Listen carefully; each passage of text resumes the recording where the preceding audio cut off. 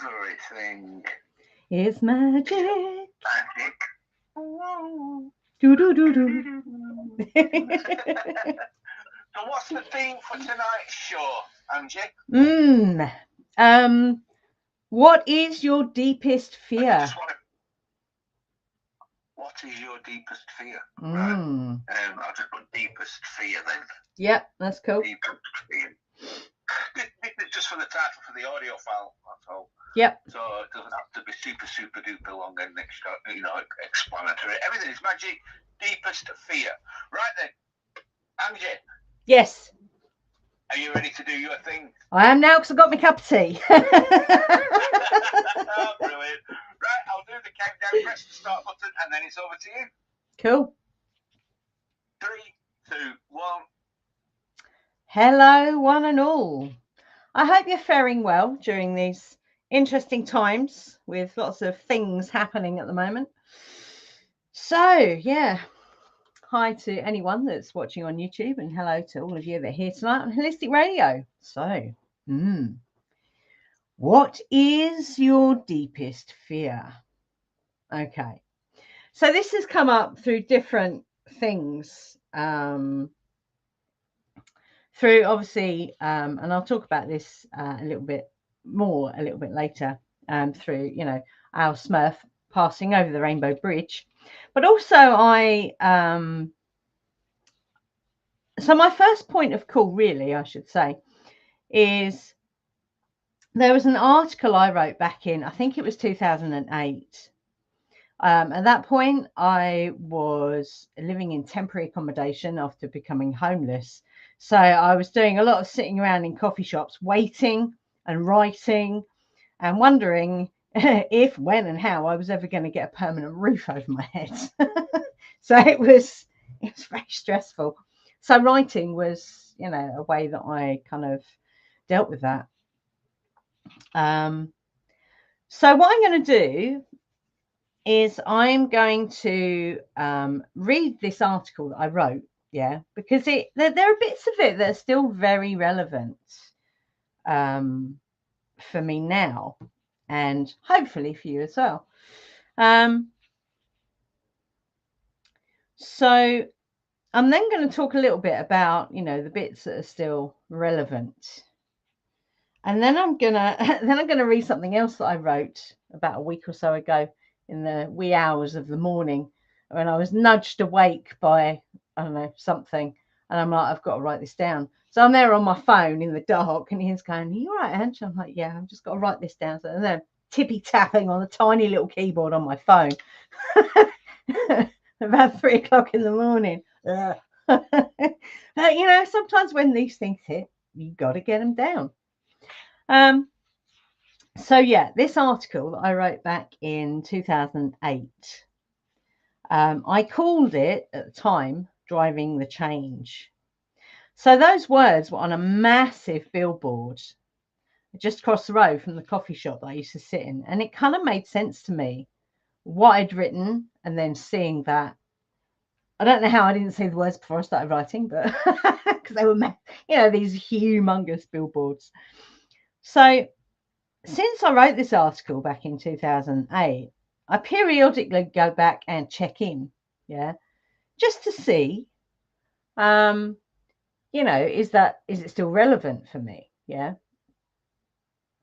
So I'm reading it today. A lot has changed. I mean, big things have changed, but I'm going to talk about that later. So for now, here we go. So Driving the Change. And yes, I pinched the title from a car ad across the road from the coffee shop I was sitting in. Regarding the subject of loss.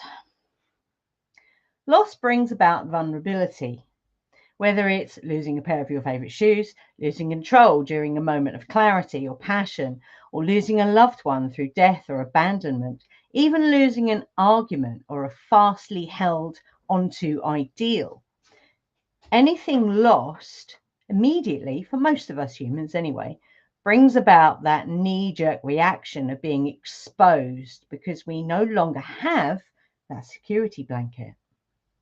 And something else inevitably rushes in to fill that void, usually fear. The definition of fear is a painful emotion or passion excited by the expectation of evil or the apprehension of impending danger. And Locke defines it as an uneasiness of the mind upon the thought of future evil likely to befall us.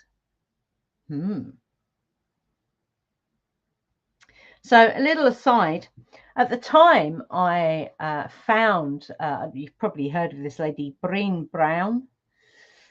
She used to do a lot of TED Talks. And like I say, this was nearly 20 years ago, so I don't know what side of the fence she's on now. So I'd watched one of her videos. So I'll continue.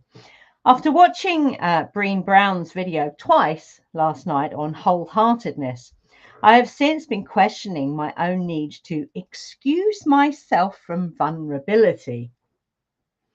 In certain circumstances, for the most part, I will put myself out there, striding forward in my own way, sometimes focused, blinkered in others' views, other times painfully aware of what is going on around me, but striving to be open to new experiences and learn from them. Considering that as a child I was painfully shy and rarely said a word, in fact, I think I went for quite some time without speaking at all, I was always watching, and I still people watch. And I take some stock from the fact that putting myself out there can be hard work sometimes, but worth the uncomfortable moments. It's how I have managed to have such amazing friends and family who surround me. It has to be said, though, that there are times, more so in the last 6 years, when something else kicks in. And that openness, which can be worked to keep unobstructed, just snaps shut with a bang. End of story. No discussion. Which is not only incredibly draining, the flow of energy being suddenly cut off, but it's demoralizing too. It's like all the work was for nothing and you're back at square one. None the wiser as to why this has landed on you. That is, until you decide to peek at that scabby, pussy mess under the plaster, poking the fresh wound with a stick to see what has made it reappear. Fear. Fear of what? What has triggered this unsettling reaction? Usually, the initial trigger can be dug around to find its roots in vulnerability, facilitated by loss. Even the seemingly small things lost can trigger an extreme fear response. And it can take a lot of digging to discover the absolute truth of why certain situations are a catalyst. If you could describe what you fear in one word, what would it be?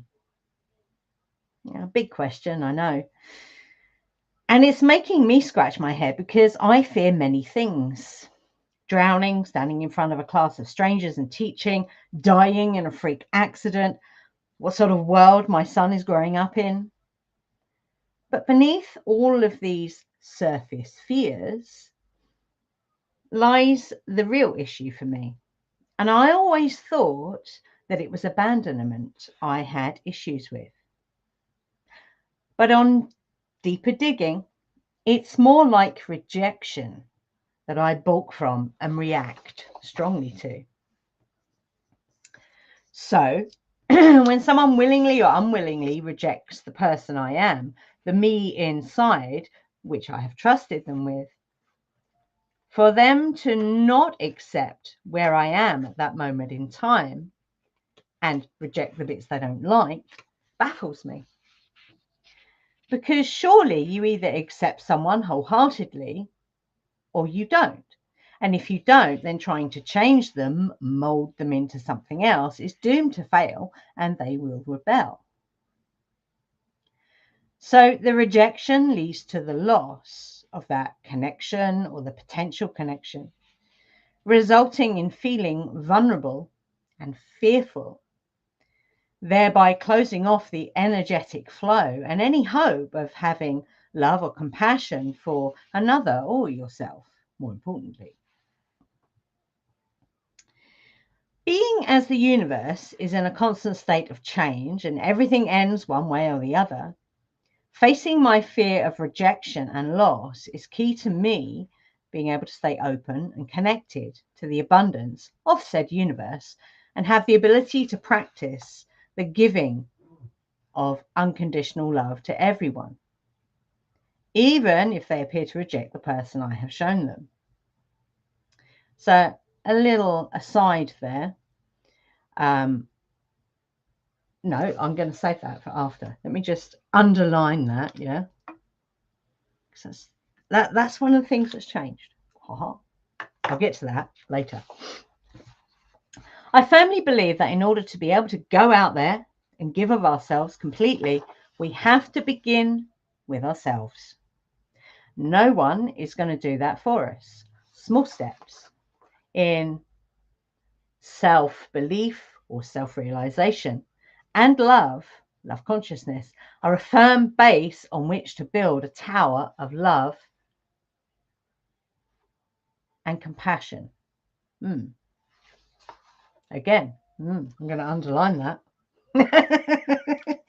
I feel like a teacher putting red marks on my work. And finally, well, almost. Last night, lying in my bed in the silent dark, thinking on Breen's video, I was almost overcome by an overwhelming sense of boundless energy. All big, amazing words, I know, but conveying how it felt is almost impossible. This feeling initially made me feel claustrophobic until I realized that I could either panic at the enormity or I could be still and breathe and step inside and take it on. Own your feelings, for better or for worse. Namaste. Okay, so that was the article I wrote back in 2008. So the two underliney bits that I've just done.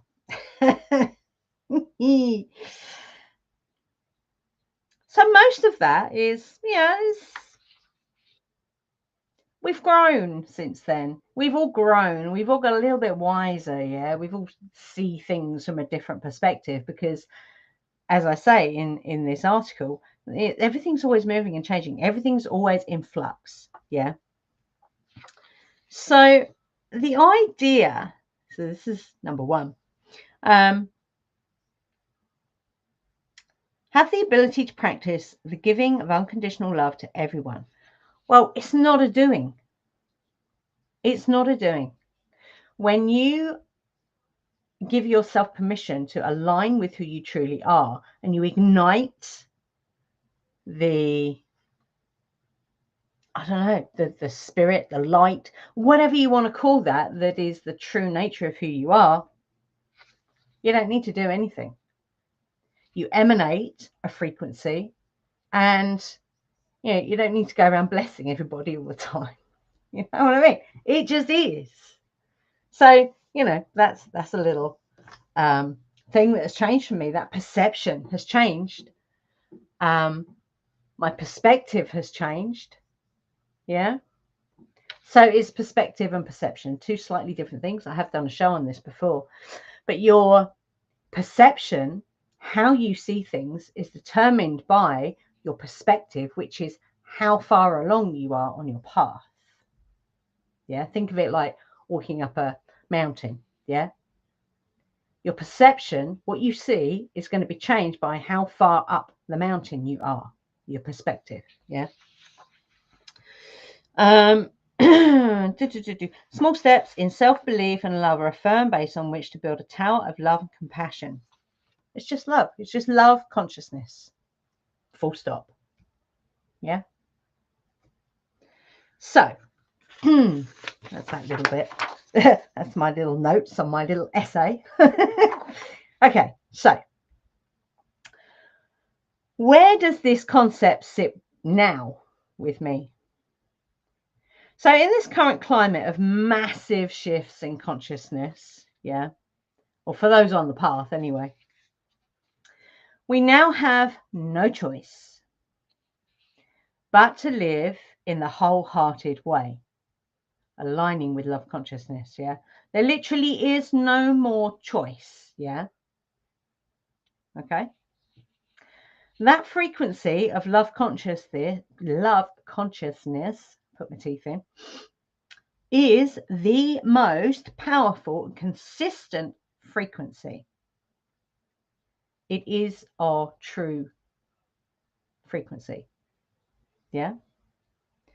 Why do I say that? Because love consciousness is an expansive, creative energy.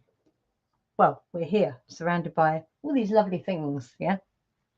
That's love consciousness energy. It's expansive, it's creative. Anything else is constrictive. Yeah. And allowing ourselves to align to that, which is our natural frequency, is the power which alchemizes all that is not of that frequency. And this I will talk about a little bit later. And I would argue that there is no doing involved, which is what I just said. Just aligning and being. Yeah. It is the big thing that our Smurfy taught us. But I'll talk more about that later. Now, don't get me wrong, I am still a big advocate of uncovering the root of what causes us to be triggered by stuff, big or small. I've been saying that most of my life. But what's underneath that? But what's underneath it? What's underneath that? What makes that tick that way? Yeah. I used to take things apart as a child and put them back together again, just so I knew how they worked. Luckily, it wasn't anything big like a cooker. I think I would have got told off a little bit if I did that. However, the more you allow yourself to let go of all that baggage, banish the baggage, yeah, which is not yours. If it's not in the bandwidth of love consciousness, it's not yours, yeah. So banish it, banish the baggage. The more you let go of all that baggage, which is not yours, the more the root is visible. And again, no doing involved, just align and be. Yeah. And you might go, yeah, but how do you do that? There are different ways you do that. And that's mostly during the creative process that you are doing that. Yeah. But breath work can be very helpful with that. What I will add in, though, is using your breath to enable you to relax and release and restore is very powerful. Yeah. So when it comes to my most held onto trigger, that of rejection, ooh, yeah, wowzers. And that one has certainly been rising to the surface these past 2 and a bit years. The biggest piece being our son cutting off all contact with no explanation whatsoever. And it was out of the blue, completely out of the blue. I did have a feeling a few days before, because I said to Ian, I think I'm losing my son. And that's not something I would say. That's just not something I would, I would just have in conversation. This was a visceral feeling that I had. It was all very, very strange, out of the blue, no explanation. Very weird. But,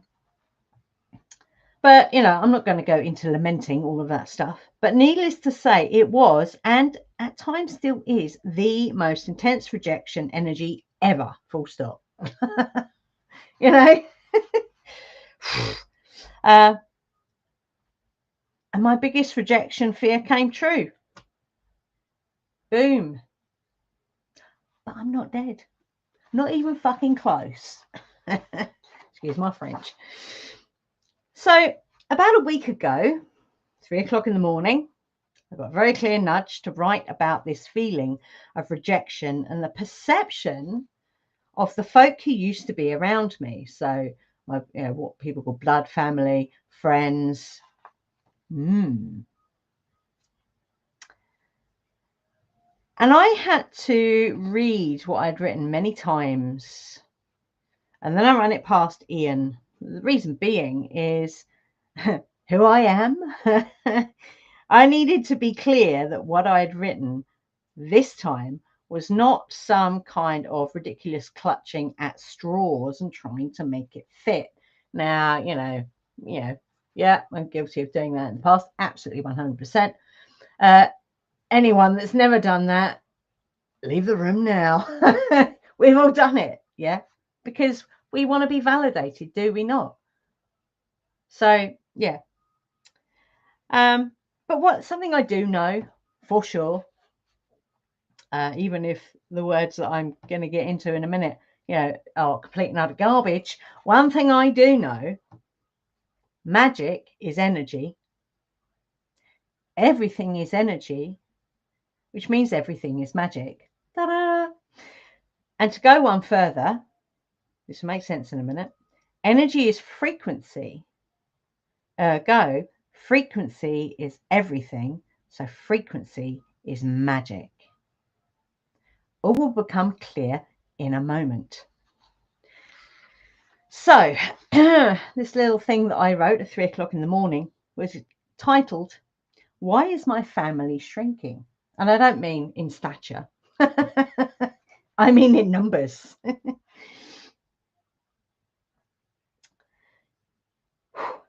So the passing of Smurfy has certainly brought up some really tough questions around what I feel is the shrinking of my family. And I mean so-called blood family.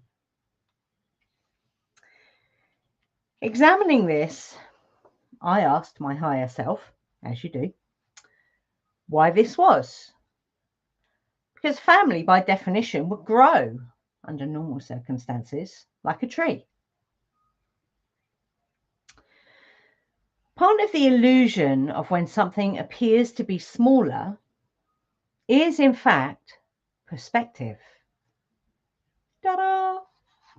In this case, distance. And I kid you not, some of these people have literally put a shit ton of miles between themselves and me. And some of them got really nasty in the process too, for no reason that I could possibly discern. Yeah. And when I was kind of reviewing this, because like I say, this is a week ago that I wrote this, I was examining, any time that I'd cut friendship with someone, it was usually because they'd done something so disgusting that I just, it's like, oh my God, strong betrayal kind of energies and things like that, or, gossiping about me behind my back to my other friends who would then go, Ange, I think you need to know this. That's a big no-no for me, can't trust people like that. But literally some of these people who have put this distance, this miles, hundreds of miles, some of them, yeah, would get really, really vicious, yeah, and attacky before they went, right, I'm moving away and I'm never going to speak to you again. I'm like, I don't get it. Because, through everything that myself and Ian have done, we've helped people, when they've had quite serious problems, some of them, we've helped them out, we've listened, all those things, yeah. And yet that point where they get, it's like they explode. It's really weird. So, yeah. So some of these people actually put, huge distances, huge miles between myself and them and got really nasty about it. So this is distance from people who were not necessarily, so this was what was coming through from my higher self. They weren't necessarily a lead part in my journey. So I come from an acting background, just to, let you know, but I know what I'm talking about. So they were just extras, which is kind of sad, but at the same time, it makes sense. Yeah. So I know from a message that I got a few months ago that we, myself and Ian, are here for this metaphysical journey, the unfolding synchronistic path of ascension, nothing else. Which makes sense because every time we've tried to, start a business or anything like that, try to make money, it's just fallen on its face. Yeah. And we have tried, I don't know, over 10 years. Yeah. Had some amazing ideas, never worked. And now I know why. Because we're not here to do that. We're not here to make, hundreds of thousands of pounds. We're here for this journey. That's it. Yeah. So by stepping fully into and onto that path, anything unaligned falls away. So Smurfy was here by design to walk part of that way, teaching us pure joy and love, and that power that has, yeah. Because he was a little dog, but he was awesomely powerful, yeah. Both myself and Ian were quite damaged people by childhood circumstances, and what Smurfy did for us was to bring us truly together and recognize love consciousness. That's what he bought for us. That was his gift, and still is, because I know he's around here. I've seen him twice, and I've heard him barking. He woke me up.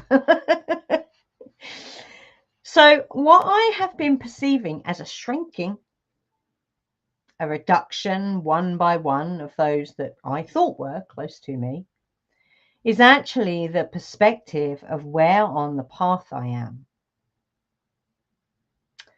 And it's a bit lonely. But then is it? That's the question. If those who are no longer on the stage are not here because their part has ended, and a lot of those actors have long since removed their makeup and costumes and gone home, I guess once I committed fully to this awakening path, and I've been saying for years, there is nothing, no one, no place, no thing, no nothing that is getting me off this path. I am on it, and that is it. It's a one-way train.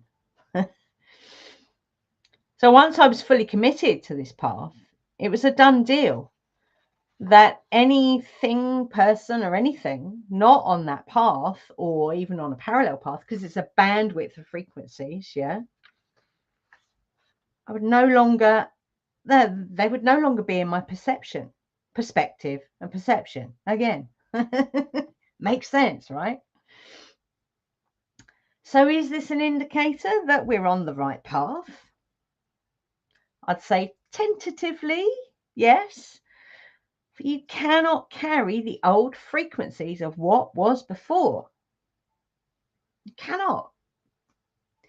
If it is not in the same frequency band, old bits of reality of discordant frequencies will find their own level. Yeah. Which may or not be the same as yours. That which is not harmonic falls, like the darkness retreating from the light. Who knows where those folk are on their path? For I cannot see them, literally. They are so far away from me, I cannot see them. Yeah. Just as well. It leaves me no choice but to focus on being on my path with little or no distractions. And that is fine for now. So what this is, yeah, is evolution. This isn't evolution that's happening in my tiny little corner in my flat. Yeah. And I imagine there's many people out there who are having an evolution in a tiny little corner in the house or the flat or wherever. Yeah. What is evolution? It's out of the box thinking. Because at no point could I have imagined that my son would disappear, that my, the blood family that I was close to just vanish, yeah, that our Smurf would not be here anymore. All those things, they're not here anymore. And I couldn't have imagined in a million years, that they would go and what would the reason be that they would go. But it's an evolution, which is to do with frequency, yeah? So suspending your disbelief until the physical reality catches up with the expanded heart-mind. And the, what's the word I'm looking for? The example that I had was planes, airplanes, yeah? Once upon a time, people could not even imagine machines flying in the sky, yeah? It was just, no. They couldn't even imagine going really fast, like in a car or on a train. They used to think that if you got on a train that you'd die because you were going too fast. So at some point there was an evolution in, or a getting out of the box, expanding the mind, the heart mind, yeah. So there's an expansion of the heart mind, which is the evolution. It's expansion, yeah. There's no other word for it. Expansion, yeah. Expanded thinking, yeah. In that expanded thinking, someone thought into form, created a machine that flies in the sky. So,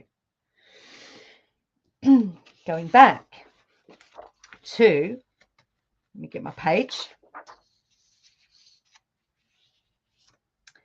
Is this an indicator that we are on the right path?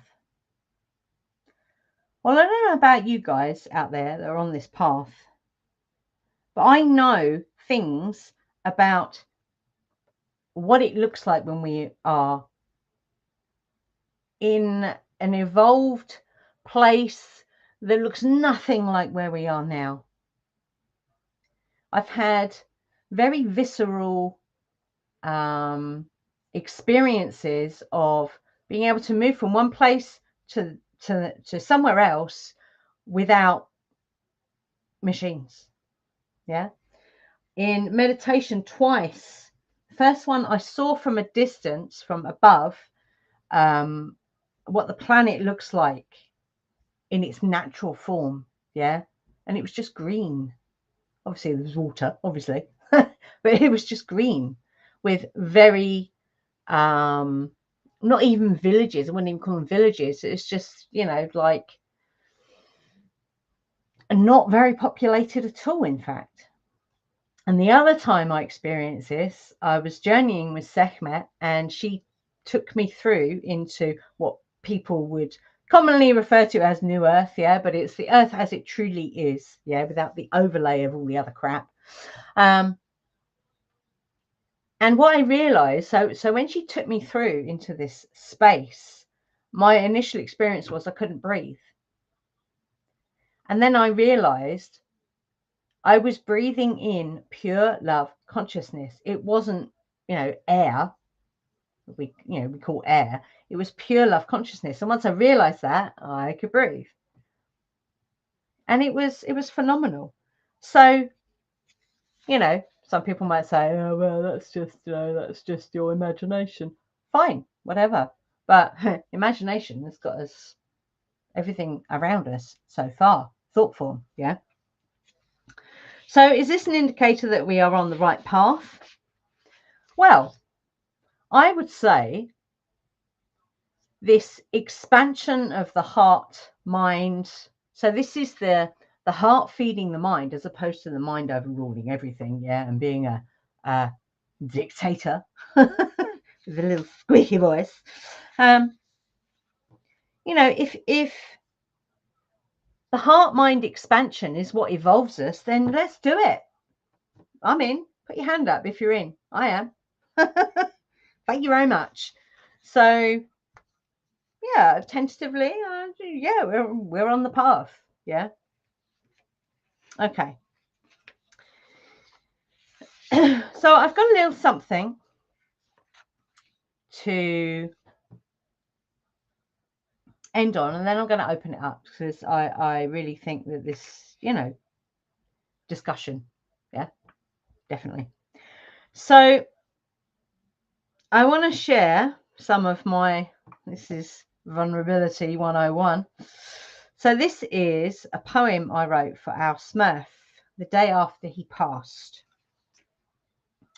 I did record it, and I did share it with a few people, but not many.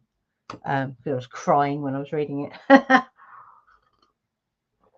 So it's called Angel Smurf. Today, the world lost a bright light. Today, our Smurf let go his fight. A little dog with a massive heart. A little dog had a brand new start. The Battersea boy, Battersea's best, with the angel on his chest. He never stopped, even when his tiredness showed. He soldiered on, led by his nose. And yes, he was nosy, as all dogs ought. To live life full of love was what he taught. So many memories of adventures he had. Live on for us all, even though we're sad. From hikes and camps, boats and barks, treats and toys, prezzies and larks. He came to us, chose us, in fact, scared and alone. With love and devotion, we gave him a home. When he first appeared, he did a wee on my boot. Mummy, you're my mummy, plain to see. Murph the Smurf, we miss you forever. The little dog with the big, big heart, with the angel on his chest. We love you, good boy. You are the very best. Even the geese said fare thee well, with a flyover in an M. Odin and Hecate called to see you through, and Ben was there to greet you. And just in case you didn't know, a hoverfly said goodbye too. All of nature lit your way. You've got your wings for real today.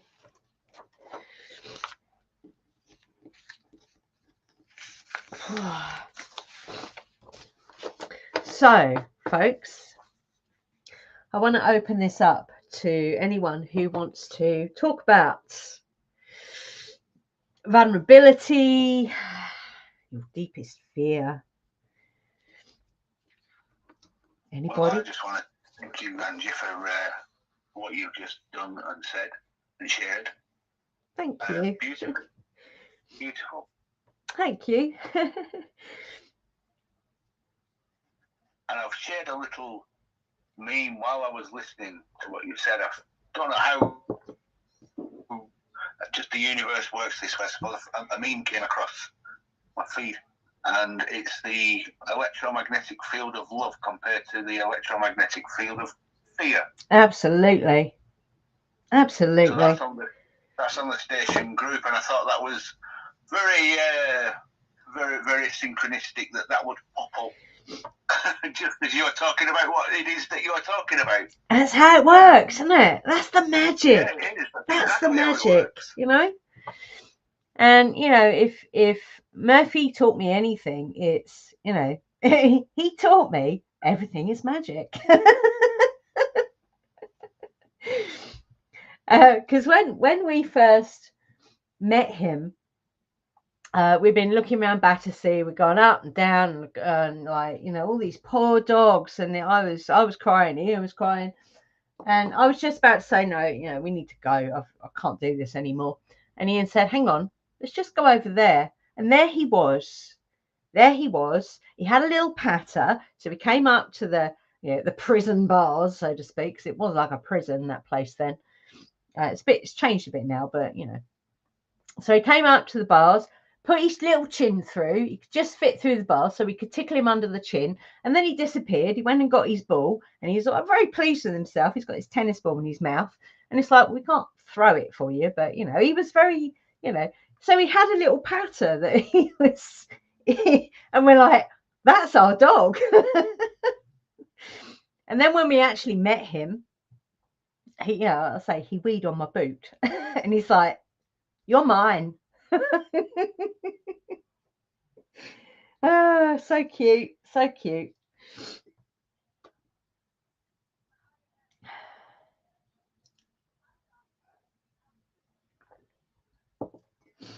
Would anyone like to?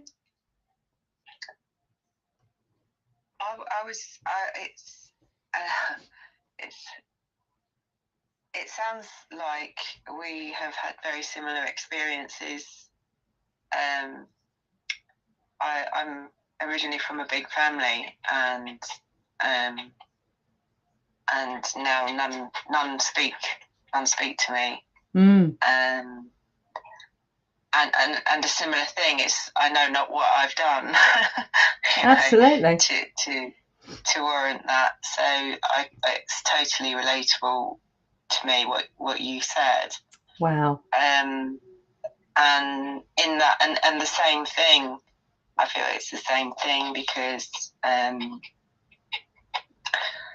there's a reason that we are this way, that we are kind of on our own, not really on our own, because obviously we have all our lovely friends, but is because that all those other people had to be shed, if you like, because they're not on the same path as us. Yeah. They're not going in the same direction. And we have to leave them behind. So they've fallen by the way at various times, because they're not going to be where we are. Yeah. Yeah, absolutely. So that's very similar story. Wow. Thank you for sharing, Rachel. That's okay. I really felt connected to you when you were saying that, and I just thought, oh wow, this is such a similar story to myself. Yeah. Yeah, because my both sides of my family are quite large families, and all with, you know, children and grandchildren and great grandchildren. You know, it's really weird, and they're all very close. They're all very close, but it's like, you know, and Ian's had exactly the same experience. It's really strange. It's really bizarre, isn't it? Mm-hmm. I mean, even one of my great nieces is named after me, so we were just this massively close family. Yeah. And then it's just, it's like, oh, okay. It's like you look around one day and you go, where's everybody gone? It's like you're literally on the top of the mountain and there's no one else around. Where is everybody? Yeah. It's like something out of the Truman Show. Wow. But yeah, I know. I still believe I'm truly blessed, because I do have some wonderful people in my life. So I'm very grateful for that. Yeah, absolutely. Yeah, the people that, you know, they always say blood is thicker than water. Well, I disagree. Yeah. You know, the people that, you know, you meet who choose to be in your life, they're the ones that count, as far as I'm concerned. Absolutely. Yeah. After experiencing, you know, everything that's happened, I wholeheartedly concur. Yeah, absolutely.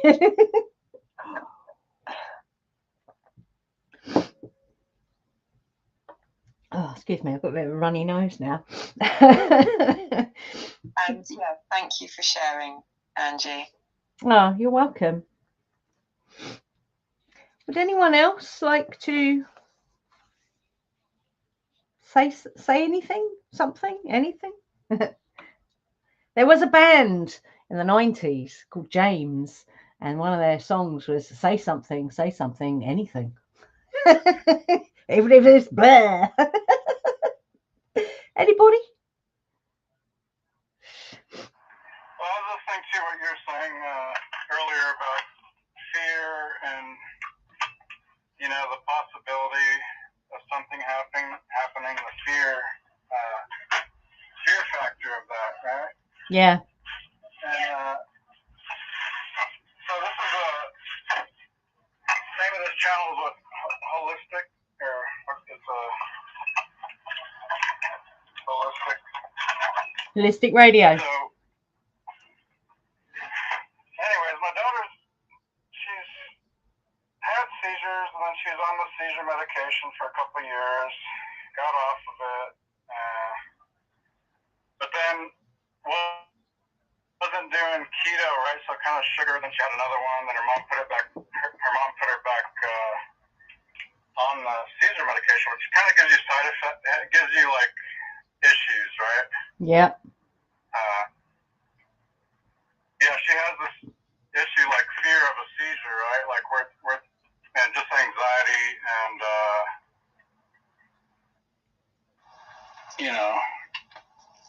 she was having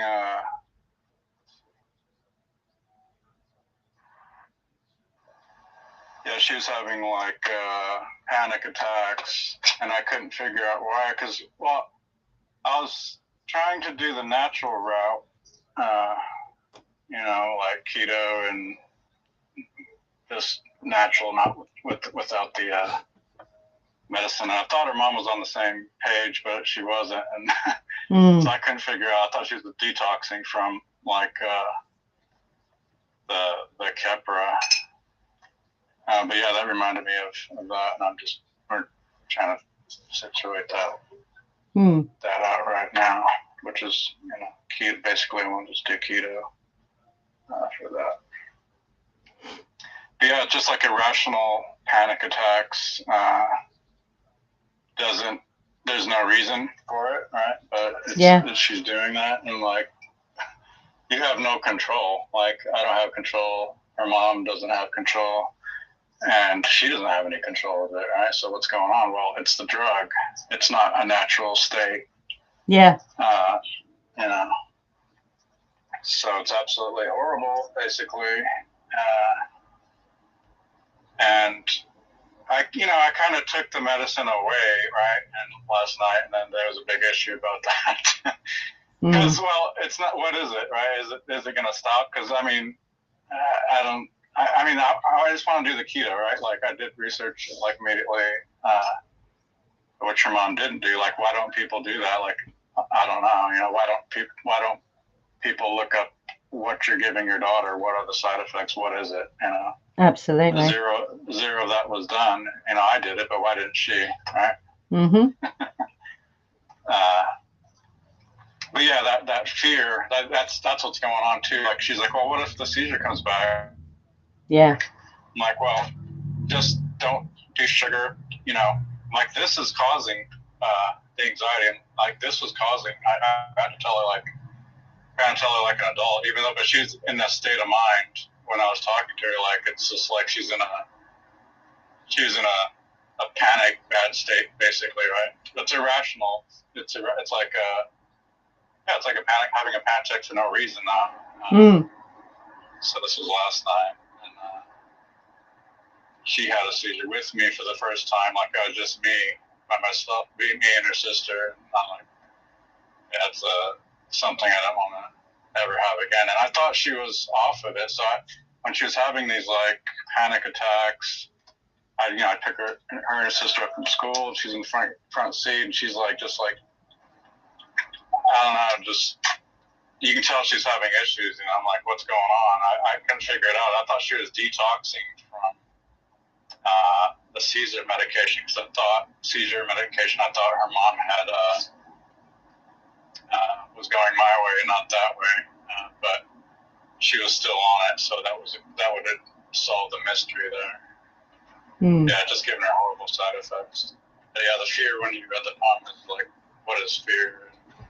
That's kind of what she has now, but it could be both, right? Like, because if you're scared you're gonna have a seizure, that's a scary feeling. Like if you could just like you lose control like out of nowhere, regardless if you're on anxiety, regardless of the extra, even with no extra anxiety from the medication, that's just a scary feeling, right? All by itself. Absolutely. And when I was talking about when I was having that overwhelming sense of, and when I was a child, I used to think that same feeling was claustrophobia, and it was horrible. I used to feel like the walls were closing in on me, all that kind of stuff, and I couldn't speak to anyone about it. I was a child, my parents didn't want to hear about that stuff. But when I felt that, later on in my life, what I realized it was actually the flip of that. So it's, that fear, once it's like it gets its hooks in you. And it's really challenging to get those back out again. But I suppose the practical way to do that is to make different choices. So when that begins to come up, because there'll be something that happens before that fear hits you, there'll be something that is the trigger. Yeah, it's like it's like something. How can I explain it? It's like a smaller version of the big trigger. Yeah, will happen, and you can either choose to fully embrace that, or you can try it. So this idea of learning how, because we don't know how to relax, because we're in a world that is absolutely crazy, 100 miles an hour. Yeah.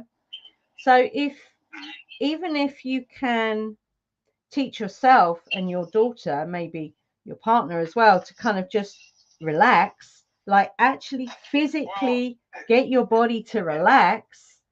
Here's the thing. That's what I was doing. I thought she was off of that drug or whatever I call it, medication.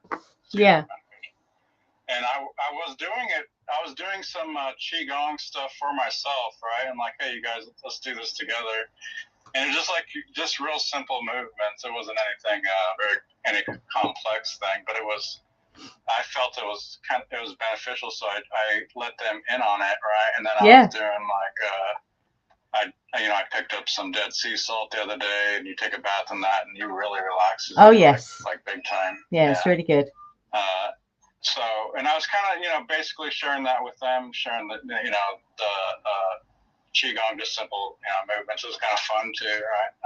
Yeah. And so I was doing that, but basically, if she's on that medication, it's like, well, I was being sabotaged. I feel like that medication was literally like, that's a sabotage, and that's like, well, why am I going to do this when this is literally giving you anxiety? It's giving you, it's supposed to quote unquote stop seizures, which a keto diet has been proven to do in the past, right? It's pretty well proven, right? So it's like, I feel like I was sabotaged when I found out, the other night about that. So, so then but she's like, I don't know what's going on. Is the drugs doing more damage? Because it's just like, it's kind of gotten worse. Like, I don't know what's going on except for the medication, right? Like there's like, she just like really in a bad, just like covering her ears, like at night, like if just something happens, like I don't know what's going on. I come home and what's going on? I'm standing there like, what's going on again? Like, why is it happening at night? Even like yesterday, she's home all day. Like, why would it happen at night versus her, the daytime, because her brain shouldn't have been overstressed. So I was kind of trying to get to the bottom of that too. But yeah, so it's like I was kind of doing that, right? Like meditation is also good, if you teach a child to meditate also. But which is the movements, the qigong movements. I know it's like a stupid word, but it's like it is just movements, and you just like moving your hands, waving your hands up and down in front of you, and breathing, right? So you like breathe in when you go up and breathe out when you go down. Just really simple stuff that puts you back in the present. Absolutely, and it centers everything. It centers everything. Right. So I was doing that for myself, and like I said, I was doing that with them when I could, when we had time, and they liked it, but this is just like a sabotage with this medication. And I know her mom is basically just trying to do the best for her, right? And following orders, kind of.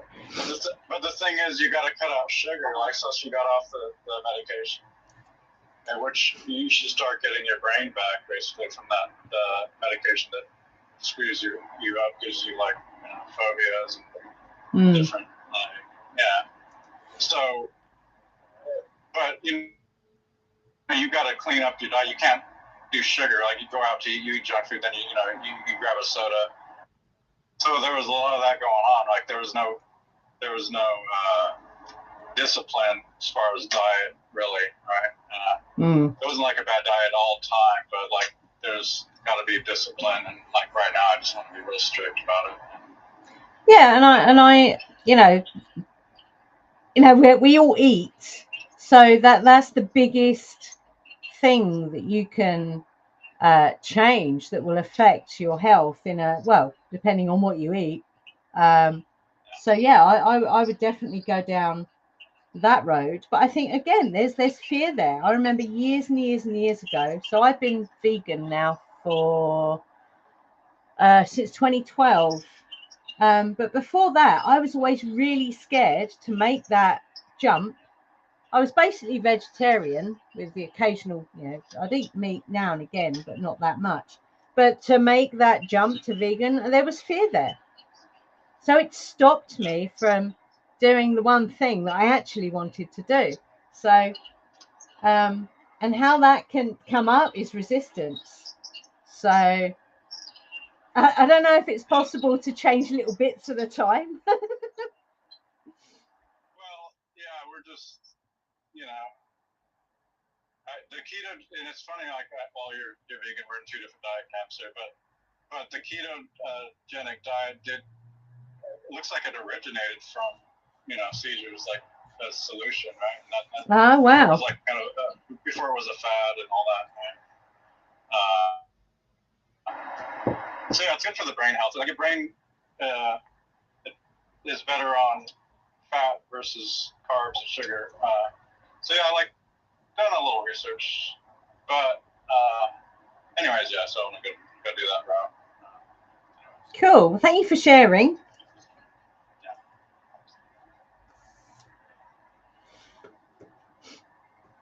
Does anyone else have anything they wanted to share before, since we're on the hour now? Thank you for joining us, Jackie. Okay, so Andy, if you want to message to say that she's got to go. Yeah, I actually saw the message come up. That's so cool. It works. It does. Isn't that cool? I love it. Okay, well, if no one else wants to kind of put in their 2p's worth, then we can stop the recording, I think. Yeah, I'll just very, very quickly say once again, thank you for what you've shared with us this evening. And just to go back to fear, I think that is we can slip into a fear-based mentality so very easily without even realizing it, and then it becomes the norm. And then as more fear comes down and impacts on our life, we just absorb it, and we keep living in this constant, perpetual cycle of fear. Yeah. And from the tiny little things, you know, like walking down the street with no shoes on, the fear of ridicule because you've not got shoes on. Yeah. So, but yet it's better for you, but yet we don't do it through fear of ridicule. Do you know, it's weird you say that, because I knew that my whole body would benefit from barefoot shoes. I knew that for years, yeah. But I was always scared to wear barefoot shoes because around here you get lots of crap on the street, like broken glass and all sorts of crap, yeah. So I was always really scared, or if I trod on a rock, it would hurt my foot. But, you know, when I finally went, well, actually, my body told me to do it. I had no choice in the end.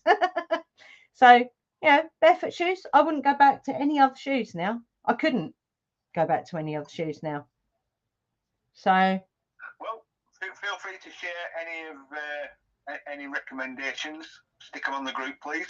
Okie dokie. Funnily enough, I have been looking at barefoot type footwear, but primarily just recently, over the last couple of weeks, I've been looking at real moccasins, not these fake ones, but real leather moccasins, cool. which are grinding. But I'm trying to find out whether or not the Indian rubber that they put on is an insulator. I'm guessing it is.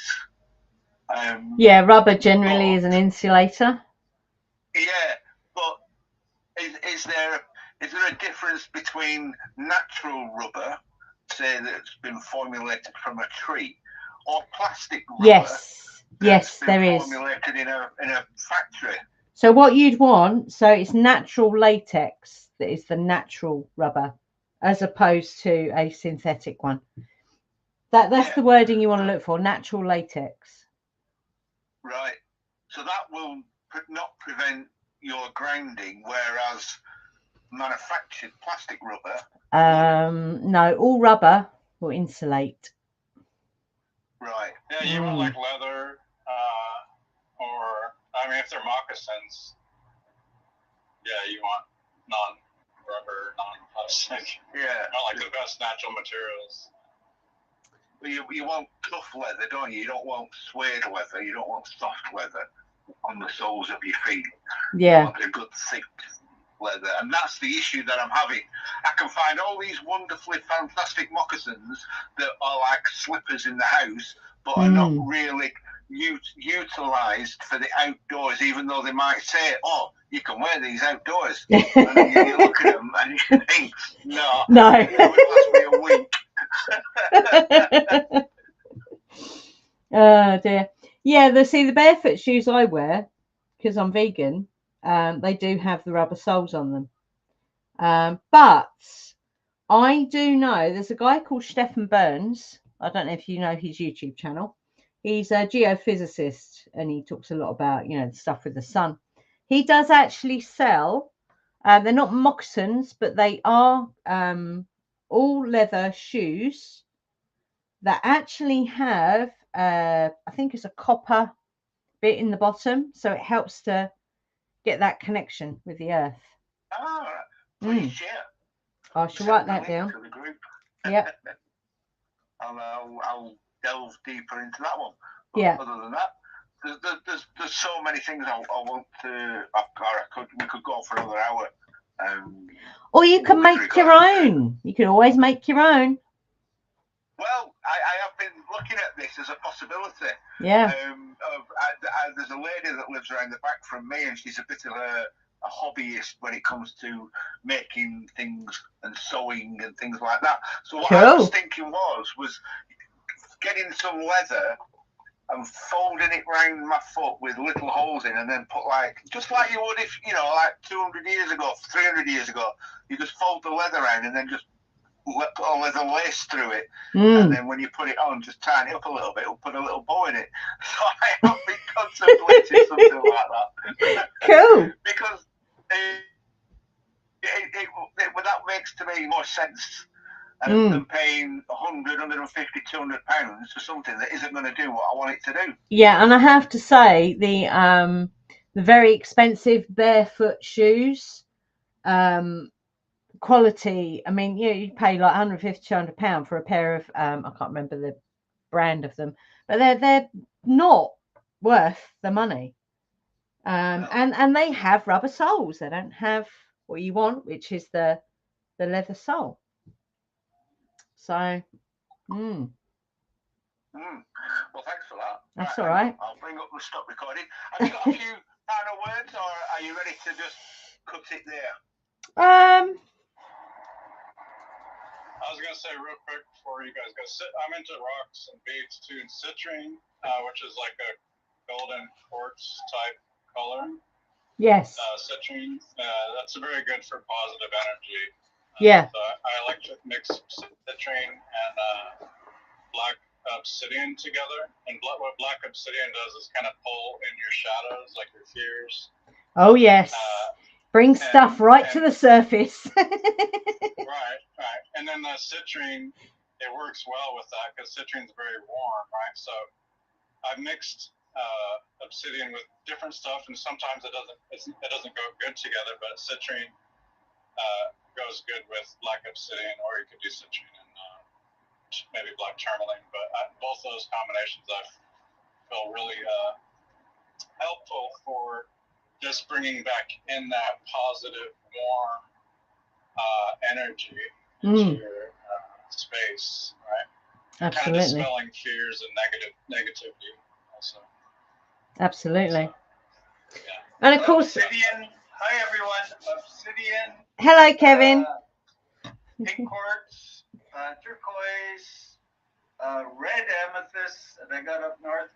Oh, the obsidian's from the Black Hills of South Dakota, and so is the pink quartz. But Yes. What's the other one? Oh, the citrine. The citrine. Yeah, I've got that too. That's a good balance to the others.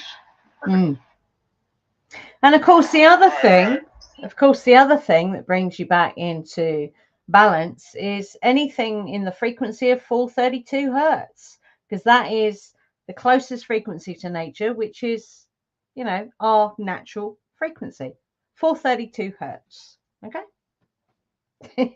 There's my final words.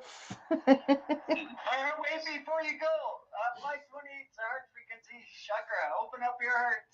Let the love shine through. Indeed. Thank you, Kevin. Right.